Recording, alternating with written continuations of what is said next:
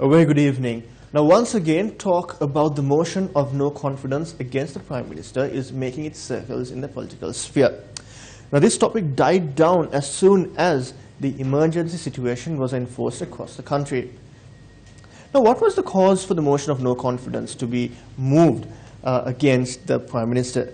Now, at the local government elections in February, the underdog party, known as the Sri Lanka Podujana Party, or which went under the symbol of the flower bud or pohuttua, swept across the country, taking most of the local government bodies.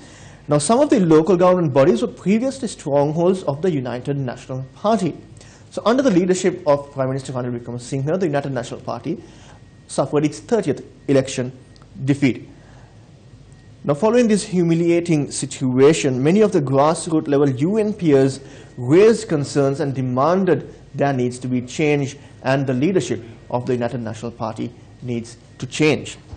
Now, one of the main reasons for the United National Party to suffer such a setback at the local government election was mainly the central bank treasury bond scam.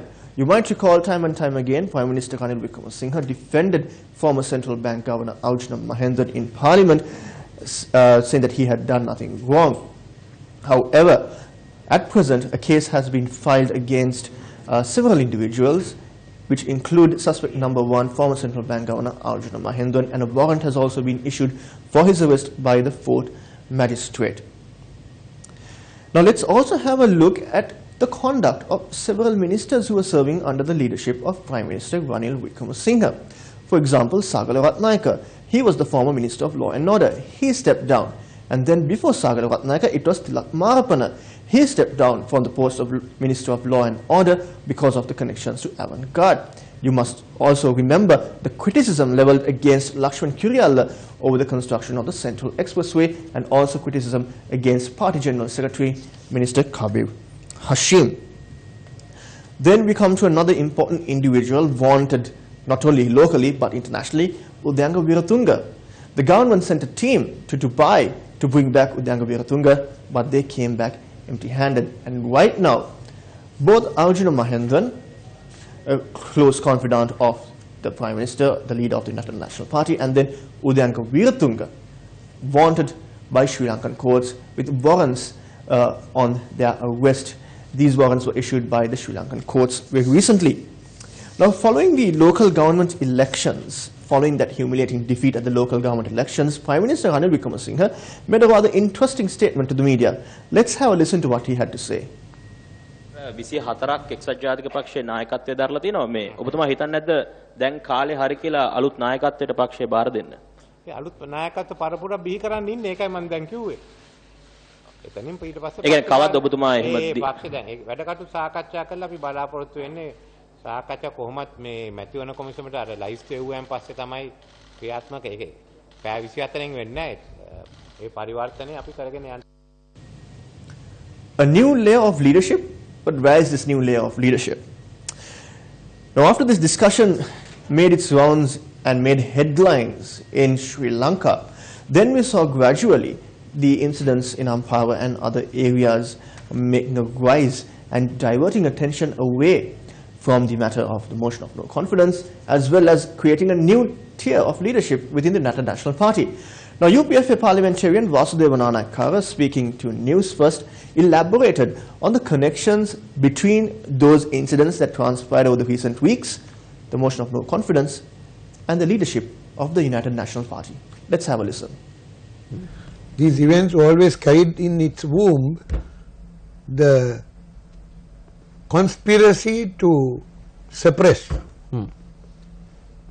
the hot events which could be threatening the people in power, namely the Prime Minister, who was facing a vote of no confidence, also who has become accountable about Arjuna Mahendran and his absence.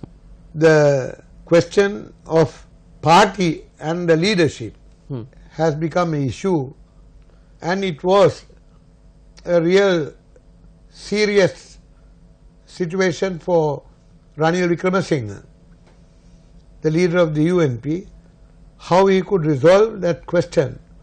There was a rebellion within. This communal or the religious clash helped him to at least temporarily shelve the question of the leadership issue, Yep. and call upon his party to support him in order to bring about stability in the country. So behind the cover of bringing stability in the country, he was able to stabilize himself in the leadership. Well, using an incident in society as an opportunity to cement one's position at the helm of the United National Party. That's just one. If you might remember, several years ago, there was a revolt within the United National Party, and when this was taking place, and this took place when Mahinda Rajapaksa was the president of the country. When this revolt was taking place, you might recall how the road to Sirikota was closed, and then the entire road was carpeted. Now, many have come to understand this, in fact, took under mutual understanding between both these factions, and the people have already made a decision on that. Now, when the issue in Kandy arose, as MP Vasudeva Nanayakkara mentioned, it was part of a series of events. Now, when this issue arose, the main platform that came under criticism was social media. Was social media being used responsibly? Who was behind it? Who incited this incident? Today on Newsline, Newsfirst spoke to a cyber expert who elaborated on how all these incidents happened and how social media was used as a tool to provoke unwarranted incidents. And hate speech particularly in Sinhala and what we call Singlish. Now, Singlish is using English characters, you're typing in Sinhala. Right. So these variations, Facebook has a difficulty understanding, because I've seen a lot of people saying, oh, but why can't just Facebook stop this? Facebook can't stop it simply because their automated processes that they use for us are not sufficient to pick up Sinhala hate speech. Facebook is a large company for us, one of the biggest companies in the tech world. Right. They can do this. We can set up a company, perhaps with the government backing, to actually hire moderators who are proficient in Sri Lankan Sinhalese, who are proficient in Singlish and other variations, and who can actually help them weed out this hate speech. So this is a profile that we picked up. is it a fake profile?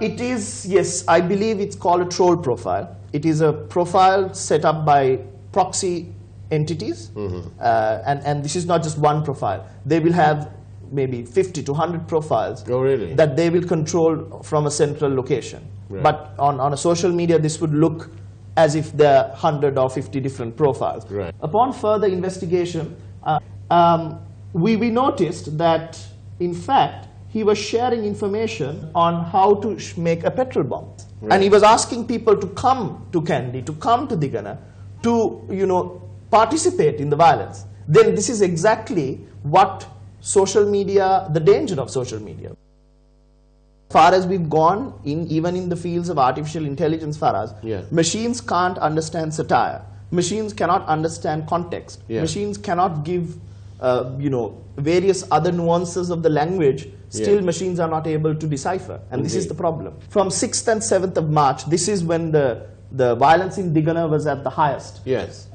Obviously, it says how to make a petrol bomb. This was a search term that was used. Yeah. And you can see around those 2 days, there is a spike in this search term. Right. Why? Because around the central province and around certain provinces, this term was being used On average, the search. more than average. Molotov cocktail. As you can see again, 6th and 7th, there's a spike in the data of Molotov cocktails. So the need of the hour is to bring people like Asela Vaidyalankara together, analyze these incidents, analyze these posts, and then expose everyone who was involved in these incidents and also who influenced them.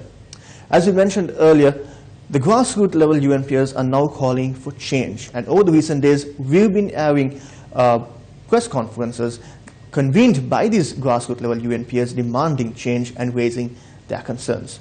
What will happen to the country, and what will Sri Lanka face in the coming days, in the coming weeks, in the coming months, and even in the coming years? Stay with News First as we bring you the facts on everything that matters.